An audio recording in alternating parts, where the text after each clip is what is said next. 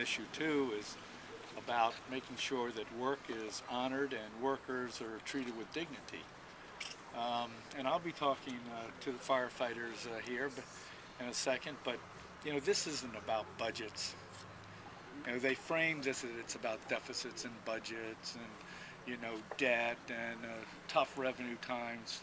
This is really all about power. And this is about the governor and those that supported the governor's SB 5 bill that simply wants to have all the power.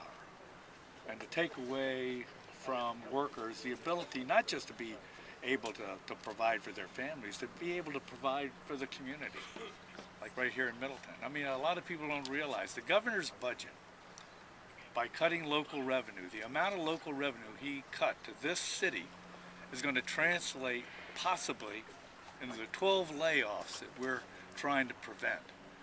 And this is about jobs in this community that provide essential services, keeps our streets safe, keeps our communities protected. And I think the people now are beginning to understand that that's what this fight is all about. Quite frankly, I mean, these are tough revenue times. When you have a governor that comes into office, and I think I'm correct on this, that actually his budget is larger than the previous governor's budget.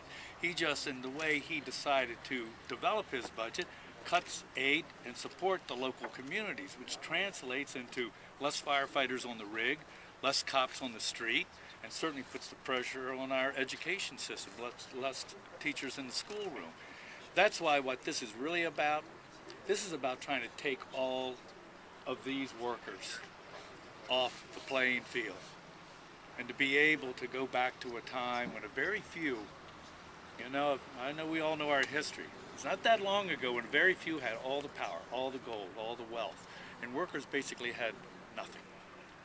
And what changed that in this great country of ours was the American labor movement.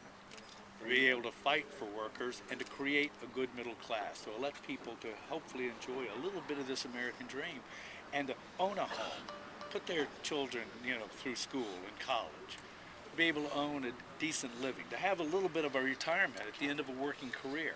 That's what was created. And this SB 5 isn't standing alone.